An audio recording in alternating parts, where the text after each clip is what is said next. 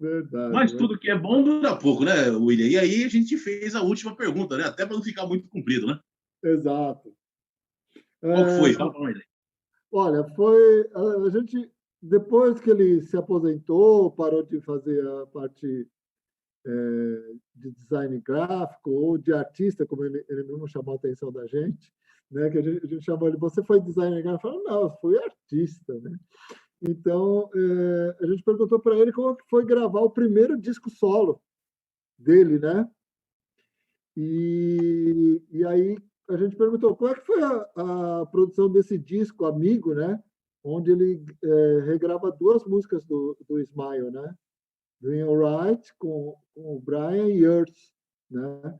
E aí ele conta pra gente, né? Como é que foi. Well, I packed up my company in 2001. Before the millennium, we had so much work. The exhibitions, commemoration events, films, commercials, goodness knows, anything. Lots of stuff was happening. We were very busy. We took on lots of workshop space. We built sets, theme parks, loads and loads of stuff. Soon as the millennium passed, the work faded, because all of those special exhibitions and special events were done now, and that was it. New century, start afresh.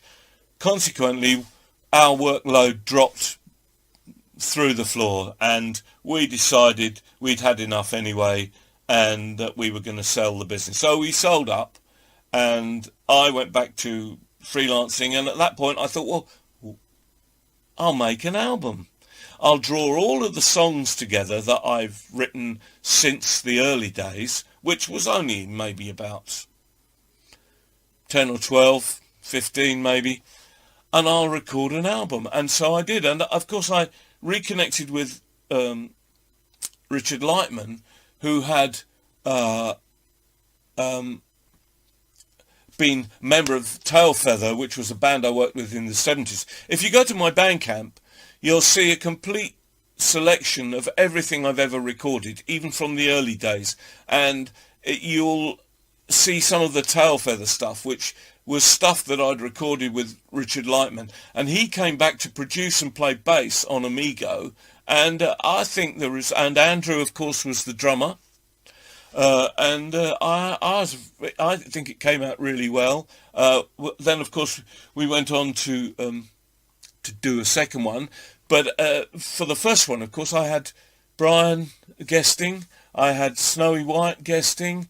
I had Chris Smith guesting. And I had three guys from the others doing backing vocals.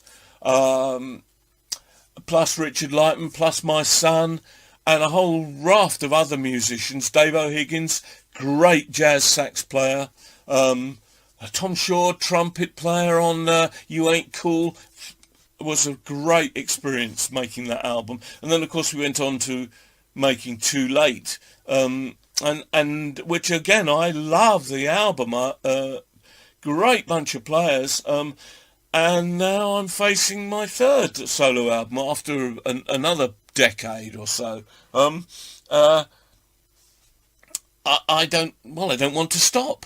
I've as I said, I've demoed my new material, and possibly when I've recorded it and got it in finished form, I might release the demos as well as the finished album. But we shall have to see.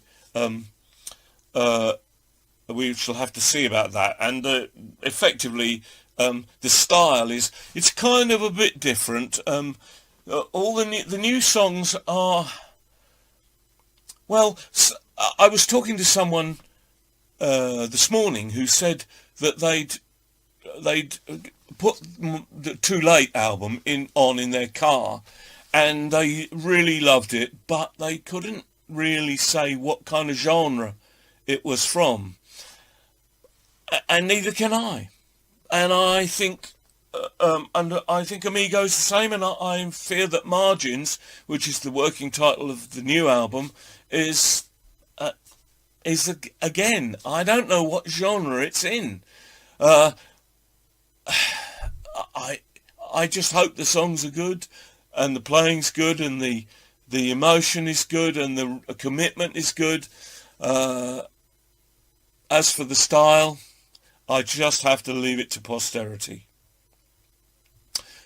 So anyway, I hope you found that interesting.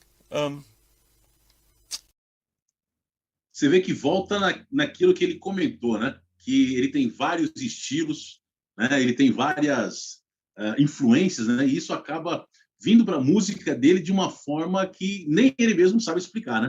Você vê que interessante. Exatamente. Foi os dois discos, né?